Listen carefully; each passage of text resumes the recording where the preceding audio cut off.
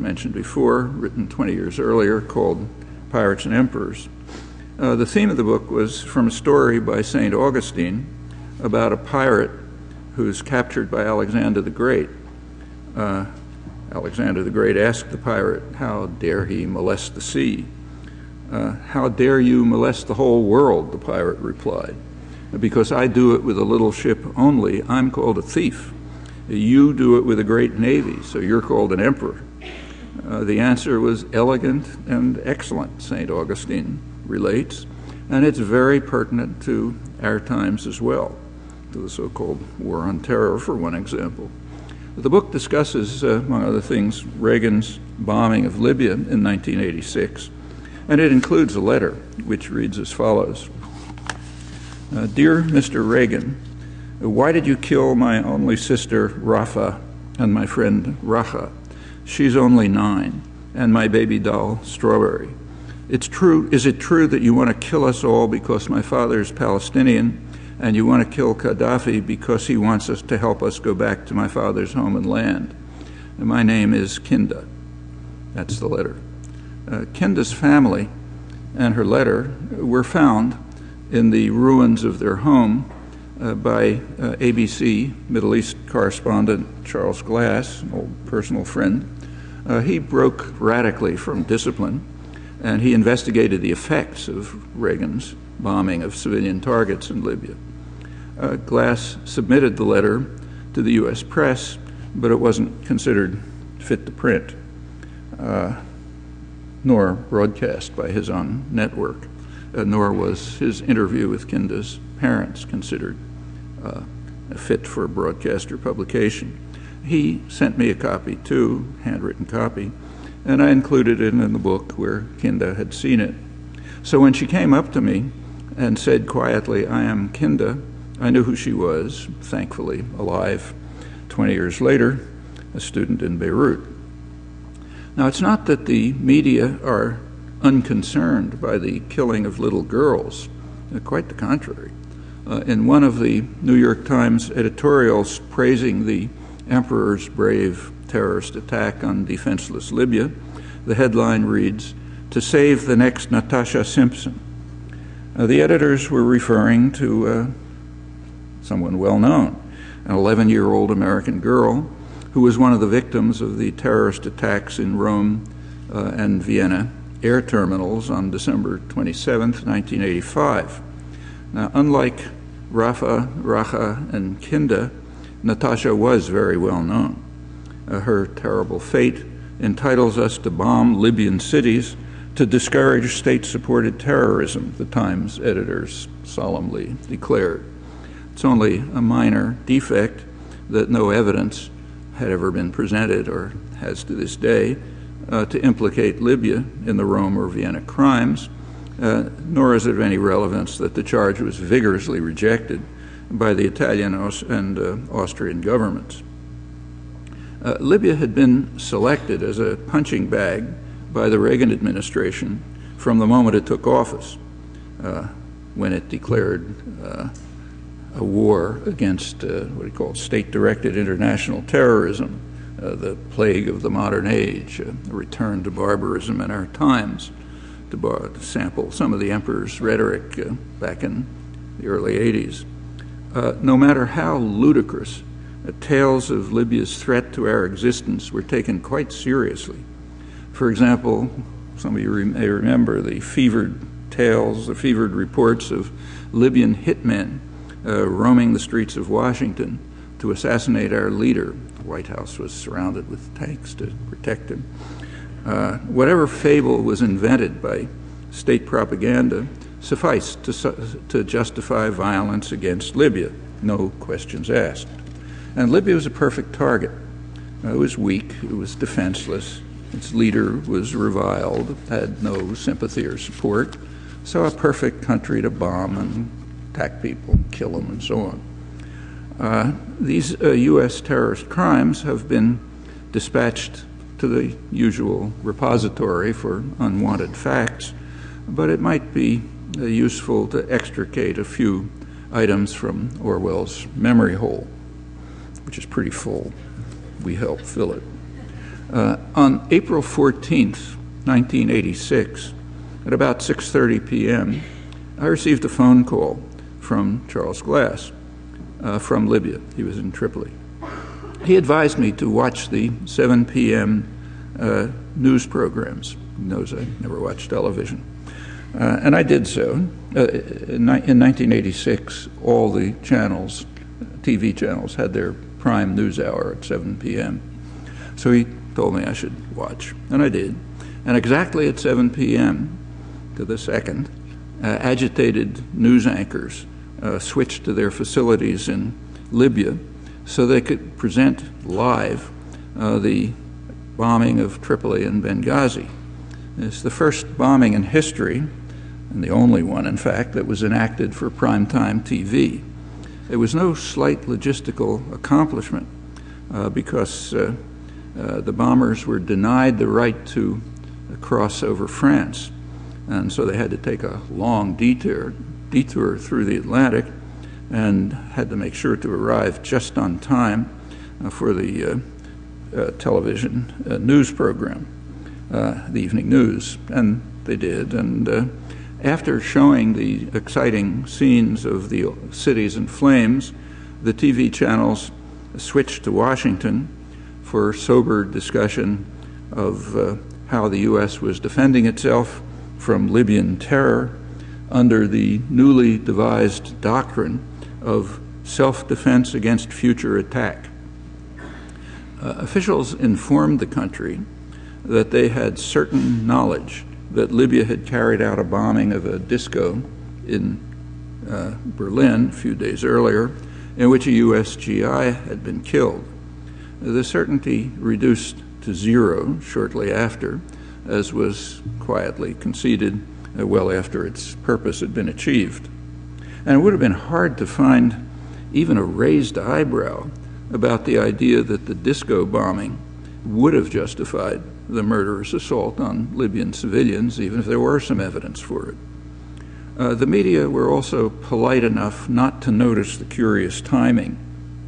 I didn't see a word about it then or since, or for that matter, the fact that they had their bureaus in Tripoli, just waiting. You know, what are they doing there? In fact, Charlie Glass, same guy who was the ABC correspondent, told me, this is North Africa, but he told me that at that time ABC had 3 bureaus in Asia, one in Tokyo, one in Tel Aviv, and one in Jerusalem. But no, there was nothing in Tripoli.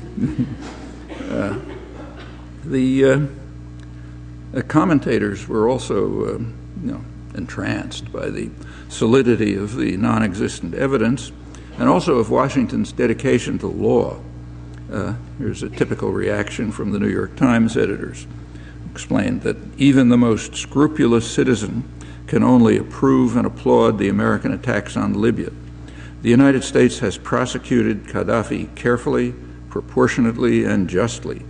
The evidence for Libyan responsibility for the disco bombing has been now laid out clearly to the public, and then came the jury, the European governments to which the United States went out of its way to send emissaries to share evidence and urge concerted action against the Libyan leader. Entirely irrelevant, as usual, is the fact that no evidence was ever laid out and that the jury was anything but enthusiastic, very skeptical, particularly in Germany itself, where there had been an intensive investigation, of course, and they found no evidence at all of any Libyan involvement, which was quite public. And it was also irrelevant that the jury was pleading with the executioner to refrain from any action. But these are more irrelevancies. At the left liberal end of the spectrum, which is always the most interesting part, the New York Times legal correspondent, Anthony Lewis, was particularly fulsome in his praise of Reagan for his, quoting, reliance on a legal argument that violence against the perpetrators of repeated violence is justified as an act of self-defense. Now, recall that the justification was quite different. It was the legal innovation of self-defense against future attack. Lewis did have a point, however. in referring to repeated violence that justified U.S. bombing in self-defense. Amnesty International had just come out with a report which charged that Libya was indeed a terrorist state, having killed 14 of its own citizens during the years when the emperor's terrorist forces had killed about 100,000 in Central America alone, numbers that were soon to double. That was in the course of what Bishop Arturo y Damas called a war of extermination and genocide against a defenseless civilian population. The bishop was referring to El Salvador in the early days of Reaganite terror.